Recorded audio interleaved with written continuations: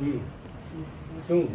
सनातन का संदेश दे दो गुरु जी। यही तो सनातन का संदेश है।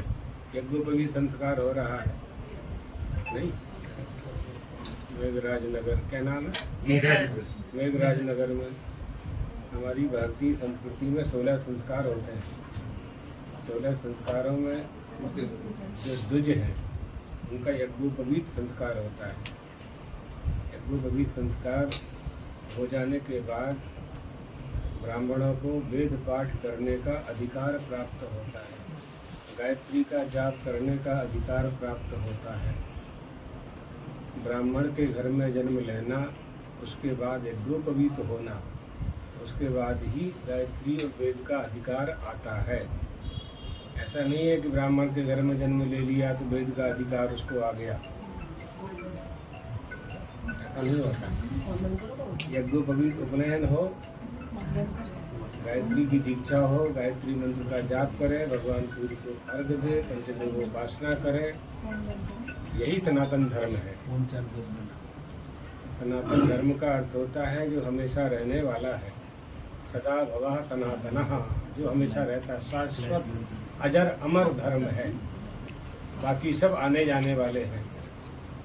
जिन धर्मों को किसी ने चलाया है वो धर्म नहीं है, वो संप्रदाय है। हमारा आपका जो सनातन धर्म है वो ईश्वर द्वारा प्रतिपादित है।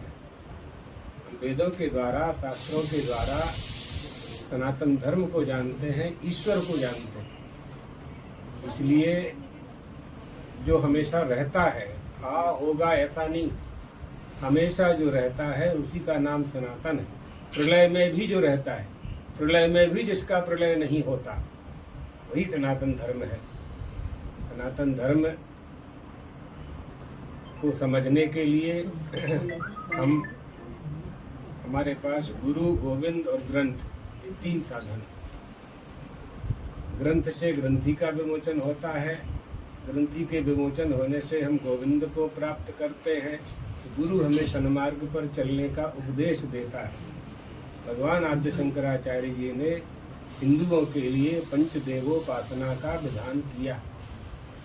धर्म का पालन करना चाहिए और सारे हिंदुओं में एकता होना चाहिए। अपने अपने धर्म का, स्वधर्म का पालन करते हुए एकता होना चाहिए। हिंदू एक होंगे तो किसी देश की हिम्मत नहीं है कि भारत पर आक्रमण कर सके। इसके लिए दलगत राजनीति से ऊपर उठ करके देश के लिए, धर्म के लिए, हिंदुत्व के लिए सबको एक हो जाना चाहिए। राजनीतिक पार्टियां जो होती हैं वो हिंदुओं का उपयोग करती हैं, हिंदुओं का काम नहीं करती। हिंदुओं ना उपयोग करे छे दरेक पार्टियों ने, पार्टियों को हिंदुओं ने मजबूत कर दिया वोट दे दे करके। उनके संगठन में जा करके हिंदू कमजोर हो गया। आया ख्याल पड़ी? हिंदू पोते कमजोर थी गया और पार्टी के एजेंडा को तुमने अपना एजेंडा मान लिया, जबकि तुम्हारा परंपरागत सिद्धांत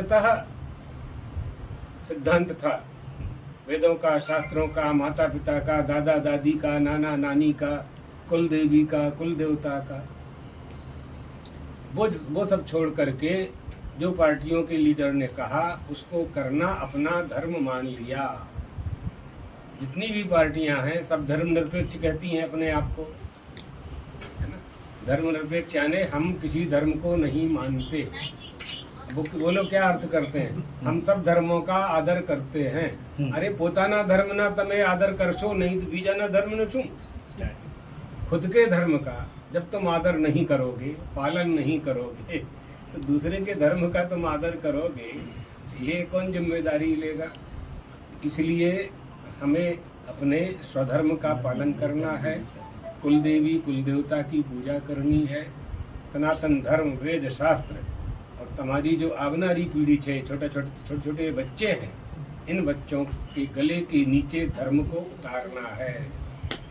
यही बहुत आवश्यक है। स्कूल कॉलेजों में तो धर्म की शिक्षा है नहीं, नहीं ना, सिलेबस में जो भी लो तुम्हें नहीं। तो अब इन बच्चों को धर्म कौन सिखाएगा? माता पिता को समय नहीं, माँ भी नौकरी करती है, पिताजी भी नौकरी करते हैं, दोनों घर में नहीं है, बच्चों को नौकरानी पाल रही है, धर्म कौन सिखाएगा? है ना? पंखा बंद कर दो, पंखा बंद कर दो। तो इसलिए धर्म पालन के लिए हमें गुरु और ग्रंथ का आश्रय लेना चाहिए और अपने बच्चों को भी धर्म के मार्ग पर चलने का उपदेश देना चाहिए। ठीक है? हाँ। સંજયભાઈ જોશી, મહામંત્રી મોડાસા ત્રિવેદી મેવાડા બ્રાહ્મણ સમાજ વિભાગ મેઘરજ। આજના આ કાર્યક્રમ સમૂહ જૈનોના કાર્યક્રમની અંદર આ કાર્યક્રમમાં અમારા મુખ્ય વક્તા તરીકે આપણા દ્વારકાપીઠના શંકરાચાર્યજી મહારાજ, પરમ પૂજ્ય સદાનંદ સર્વોદયજી મહારાજ ઉપસ્થિત રહ્યા હતા અને એમણે 9 જેટલા બટુકો જેમણે જેની અંદર યજ્ઞોપવિત ધારણ કર્યું છે તેમને આશીર્વાદ આપ્યા હતા। આ કાર્યક્રમને સફળ બનાવવામાં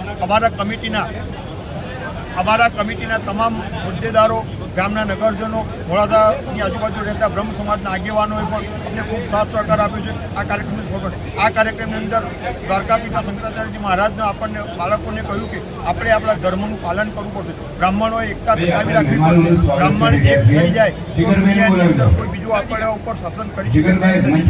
આપણે આપણા મંદિરો અને આપણે સાચવવા, આપણો ધર્મ સાચવવો, ગાયત્રી મંત્રનું પઠન કરવું, આવી વિવિધ રીતે આપણને માર્ગદર્શિત કરી આપણે અમારા સૌની અંદર એક નવો ઉત્સાહ, નવું જોગ અને આશીર્વાદ આપી અમને બધાને પાવનિત કર્યા છે। ત્યારે કમિટી વતીથી અને એમને ટીમનો ખૂબ ખૂબ આભાર માનું છું। આ કાર્યક્રમને સફળ બનાવવામાં અમને ખૂબ વક્તા દાતાઓએ પણ દાન આપ્યું છે, ત્યારે એમને પણ આભાર માનું છું।